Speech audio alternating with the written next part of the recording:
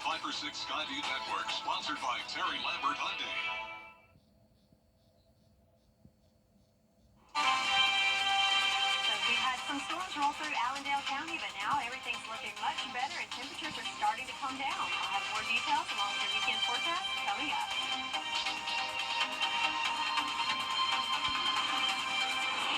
Right now on News Channel 6 at 6, Richmond County students heading back to school next week, and they're going to see a brand new cell phone policy in place. A closer look as your News at 6 starts now. Live from Television Park, this is WJBF News Channel 6 at 6. Good evening, everybody. I'm Brad Means. Thanks for joining us. Jenny is off tonight. Time now for a check of our weather. We're going to begin with our meteorologist, Sherry Sheely, covering the heat and the humidity and the rain chances as we all get set for the weekend. Sherry? That's right, Brad. So we had a little action earlier in Allendale County. It was looking pretty nasty. Lots of lightning and heavy rain and winds. But just as quickly as it came through, it is about clear of Allendale County now as it's pushing off into Hampton and Colleton counties. Just a few little cells there in Screven County. But overall, most of us looking good. And that includes us here in Augusta as we take a live look at SRP Park on our Terry Lambert Hyundai Skyview cam where they're getting ready for game day in about an hour. See, they're wetting down the fields there under sunny skies. It is certainly very, very hot out there. 93 degrees here in Augusta under that sunshine. 97 in Lincolnton, 93 in Aiken. But check out Allendale where they did have those storms. 77 degrees. Wow, what a difference about an hour makes as those storms roll through. For the rest of us, though, we are still under a heat advisory until 8 o'clock this evening. That heat advisory has been dropped for Allendale and Jenkins and Bamberg counties thanks to the cooling down of those storms. But for the rest of us, definitely want to stay hydrated and cool as it is still dangerously hot out there. But temperatures will start to go down as the sun goes down tonight.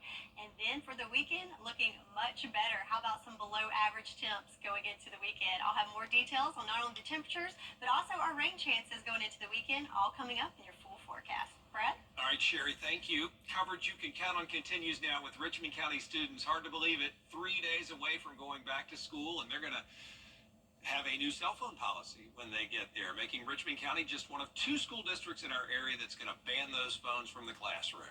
Graham Lee, live at the Richmond County BOE headquarters downtown with more details on this policy. Graham?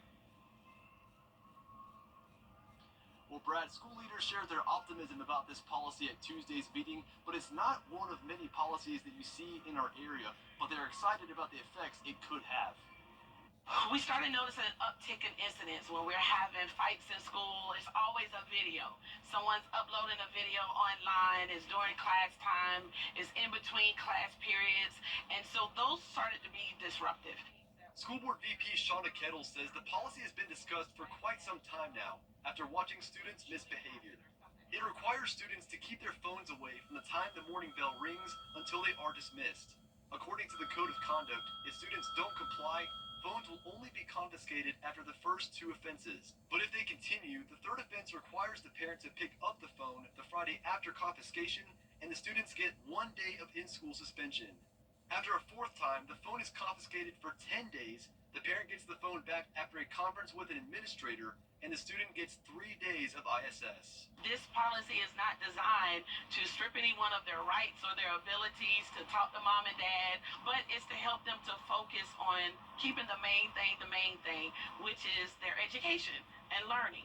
Chris Mullins is a running candidate for the school board and says the policy is a great idea, but it could need some adjustments after trial and error. Because we are in an age of, cyber signal where everybody has a computer, almost everybody has a phone, almost everybody has a computer, almost everybody has a smart digital watch, whatever it is. But how can we make it work for us? Jefferson County High School is the only other school in our area with a similar policy, which requires students to put their phones in a holder before class starts. So could this be the start of a domino effect? But yes, I do absolutely think that other school districts around are kind of watching to see how we implement this, how we carry it out, and the effect that it has on our students. And if it's a domino effect, again, making sure that we do the right things for the community. So students will have one more weekend of rest, and elementary students will go back to the classroom starting Monday, August 5th. K through 8 middle and high school students will be going back to the classroom on Tuesday, August 6th. Live in Augusta, Graham Lee, WJBF, News Channel 6. A Georgia lawmaker is introducing a new bill to make housing more affordable. It's called the American Housing and Economic Mobility Act, and it would create nearly 3 million new housing units over the next decade. Senator Raphael Warnock says it will bring down costs for renters and buyers and save the average Georgia family about $140 a month. A judge in Georgia accused of misconduct has been suspended. Judge Robert Reeves, whose jurisdiction covers Emmanuel, Jefferson, and Washington counties, will also be reprimanded, part of a deal with the Georgia Judicial Qualifications Commission. Also, he's agreed not to run again when his term ends in 2 years. According to a state Supreme Court ruling, the alleged misconduct spanned 7 years, and Reeves admitted to some inappropriate behavior. He was elected to the Middle Judicial Circuit in 2007, named Chief Judge in 2020.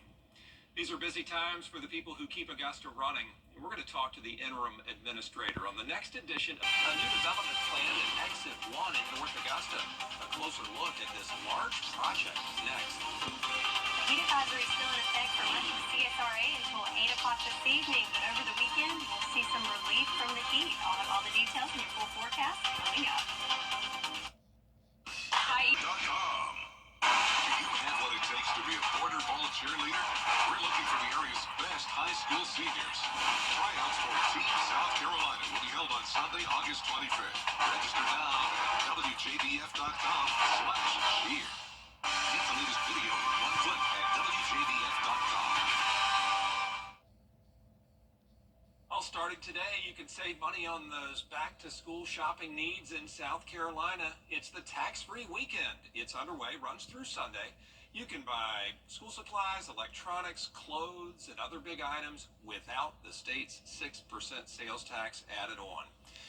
We have an update for you now on a new mixed-use development. It's on West Martintown Road at Exit 1. It's called The Hive, and it's going to include residential property, apartments, single-family homes, and townhomes, plus commercial space. It is causing a lot of buzz on social media and mixed response, as you might imagine. Some for it, but some are concerned about the potential traffic congestion it could bring. Yeah, it's gonna be a whole lot of traffic there, but I think once people start moving in there and they get used to it, and the traffic is gonna be like another street. And we would not approve the infrastructure plan without DOT saying, yes, these are intersections, improvements, is going to meet our needs. The city expects to hear back from the developer with plans and a proposal for the commercial space in the next 60 to 90 days. Sherry, back with us now to take a look at that weekend forecast. Yes, the weekend is among us, and unfortunately, it's going to be a wet one, so you're going to need that umbrella handy. But the good thing is, temperature's a little bit cooler. I'll have more details on your weekend forecast and beyond after this break. Hey, CSRA. The CSRA's favorite news app is now even better with easier access to local news, weather, and streaming video. Download the News Channel 6 mobile app. Now, your most accurate forecast with WJBF Live Viper 6. So check this out. We've got Live Viper 6 here. I've got it paused just a few hours ago. What looked like was going to be storms building in along Screven and Allendale and Bamberg counties. But as we zoom in just as quickly as those storms gain speed, lots of lightning, excessive rain. Look how quickly they dissipate, and now it's almost nothing in that neck of the woods, just a few little sprinkles there, but it was just enough to cool down that area. We'll look at that in just a second, but here in Augusta, outside of Television Park, looking good, just a few clouds, but that heat is still sticking around. We're dropping a little bit in our air temps down to 93, but with the humidity, we are holding strong at 100 degrees for that feels like temp, so certainly very sticky and muggy and just downright hot outside. Winds shifting direction down from the south now, but picking up to 10 miles per hour. But when it's that hot outside, that little breeze is not going to do a whole lot to bring us relief. But check this out, starting to see a little relief in regards to that heat advisory. So earlier we were dropped with Jenkins, Screven, and Allendale counties thanks to those passing storms, but now most of the eastern CSRA now excluded from that heat advisory, but the rest of the counties there in Peach still in effect until 8 o'clock this evening. But like you can see from those current temperatures, still very hot out there. So you're going to want to stay hydrated and stay cool as much as possible. But look at this cool spot in Allendale, 77 degrees. That's something we have not seen in a while in this hour. That's more like an overnight temperature there, but that's thanks to those passing storms. So the heat will give us a little bit of a break over the weekend. I say a little. Yes, it's still going to be in the 90s, but certainly a little bit cooler and tolerable as we are going to be below average. Another thing that's changing is our rain chances. So temperatures are going down, rain chances are going up over the weekend, looking at some scattered showers and storms throughout the weekend. And then moving into Monday, still a little bit of uncertainty in the forecast. The confidence is increasing that we could see some rain from a tropical cyclone that's forming. We'll get to that in a minute, but right now, your future cast, it was go through the afternoon and evening hours. We'll have a few isolated showers still lingering there as those storms continue to push to the east on our future cast. But then as we go into the overnight hours, just a few passing clouds there. Then Saturday morning could have some sprinkles sneak into our southern line counties, similar to what we saw this morning. But then as we go into the afternoon hours on Saturday, we've got that stalled trough there, and along that you'll start to see those showers and storms start to push in. Some of those could be some heavier rains and possibly some gusty winds. And where we have that heavy rain, that's where we could see the threat of possible some flash flooding. So definitely be weather aware as you go into the weekend. Then on Sunday, a similar story, but notice some of these showers are pushing in from the coast. Well, where is this coming from? Well, if we pan on to what's going on in the tropics, we have potential tropical cyclone 4 right now over Cuba at 30-mile-per-hour sustained winds. So not very impressive right now, but as it moves to the northwest, it will encounter more favorable conditions for development. And over the next 48 hours, looking at that becoming a tropical storm and what will be Debbie. And notice this track moving up into the Florida Panhandle, and the timing on that somewhere between Sunday and Monday could be over South Georgia. So that's where we could see that rain coming in. So stay tuned to that as we tweak the forecast as we know more information and as that tracks closer to us. But back at home tonight, evening planner looking good with temperatures in the 90s until after that sun goes down. We'll start to see some relief from the heat in the 80s once we get into the 9 o'clock hour. So that heat's starting to drop a little bit as we go into the evening hours, but we'll really see some relief from the heat over the weekend as temperatures go down and rain chances go up. Yeah, we'll take it. Thanks, Sherry. Still ahead, Clemson and South Carolina both begin their fall football camps, and one local high school team returning home to their brand new state-of-the-art digs. One more time with Brendan Robertson in sports. You can't always choose the way, but you can choose your weather app. Go with the most accurate and most trusted, the Live 506 mobile app. Download it today. Now, WJBF sports coverage you can count on. As we count down to kick off for the high school football season, lots of new storylines, especially over at Aquinas. You see, after their first game of last season, they spent every Friday on the road, even when they were at home. That's because they tore down their old stadium to build this, a brand new football and baseball complex. Got a beautiful new set of stands, artificial turf field, giant scoreboard, and state-of-the-art lights. James Leonard's team also making the move from 1A up to Class 3A's Region 4, where they join Cross Creek, Harlem, Hepzibah, ARC, and Westside, among others. Much easier for travel, but much tougher competition in all sports. Yeah, we're a single A low team playing triple A now. We are excited. There's a lot of teams we've played in the past. It's going to be a challenge for sure. We're single A school, so the numbers game will affect us. We'll have to figure out a way around that, be smart. A lot of great coaches in this AAA region, a lot of guys I'm good friends with. Excited to get in the region with them, across the board for all sports. And, I think travel-wise, it's just made sense for our school. We're excited about it. Keep in mind, they won a region title last season. Leonard says he fully expects the August 23rd home opener to be a sellout. Stadium looks great. Clemson Tigers opening their fall camp this week with little time to get the freshmen up to speed with that opener against Georgia, less than 30 days away in Atlanta. 9-4 a year ago, which did not live up to the expectations Dabo Swinney had going in. Now, Clemson would have been in an expanded college football playoff in 7 of the last 9 seasons and 9 of the last 12, but would have been left out 2 of the last 3 seasons. But all Dabo wants to worry about right now is practice. Start putting it together and getting ready to go go compete against some other people. So it's a lot of fun. We're ready to roll. Excited to get back on the grass. It never gets old. Everything builds to this. This is what we love to do.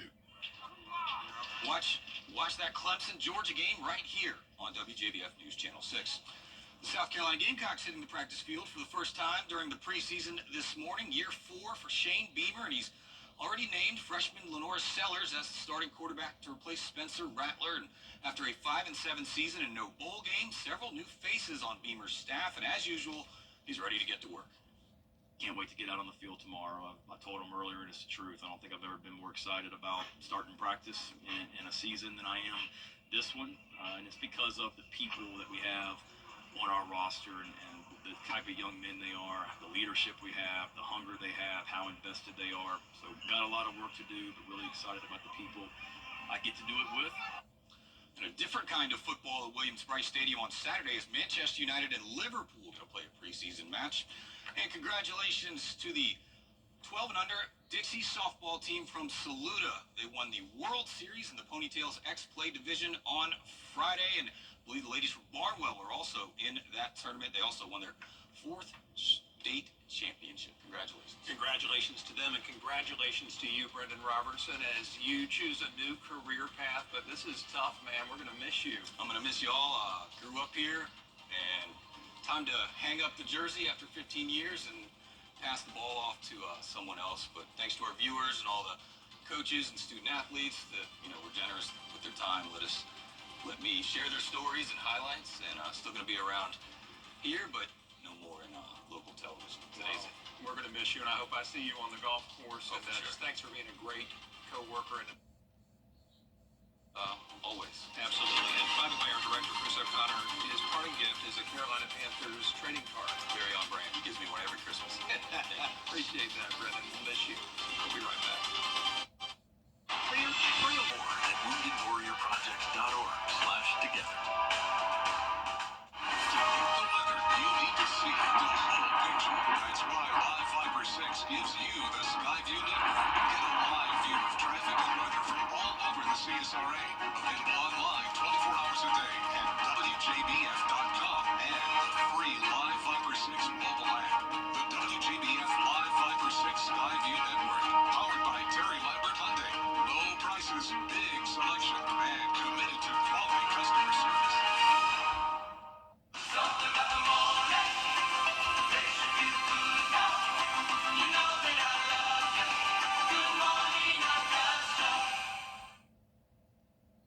The Olympics are on, and that has many of us tuning in to see the great athletes, as well as the sights of the host city, Paris. But what does Paris have that we don't have here in Augusta? Out there somewhere with George Escala. The River Savannah, not the River Seine, but with the Olympics, many are thinking of Paris. From the Olympic coverage, it just looks like a beautiful city, and it will be on the bucket list for sure. Paris has what's called the Lovelock Bridge over the Seine, where couples write their names on a lock and throw away the key. Very Parisian. But take a look around at Savannah Rapids. What do you see? The relationship locks, couples come here, young couples, they come here and they put locks all along these bridges, kind of say, oh, we're going to be in a relationship forever. There are love locks at Savannah Rapids, kind of like, Paris. And in Paris, there's the Louvre Museum and its entrance, the iconic pyramid, designed by architect I.M. Pei, who worked in Augusta. My goodness, didn't know that. Pei did the old chamber building in the middle of Broad and the iconic penthouse way up on top of the Lamar building. It kind of looks like the Louvre. So we got Paris architecture and Paris-like locks on a bridge. So is it River Seine or River Savannah? I probably said the River Savannah, it's a lot more local, a lot more, personal to me, growing up here in Georgia, so. Augusta is a lot more romantic than Paris. Yes, sir. I don't think so. If I had a choice, said, hey, Wendy, you want to go to Paris? I'm en route. I'd rather be in France. But we got IMP. Viva la difference. And we always have Augusta. Out there somewhere, George Escala, WJBF, News Channel 6. Well, it's been an honor and a privilege, and love you all. Good night.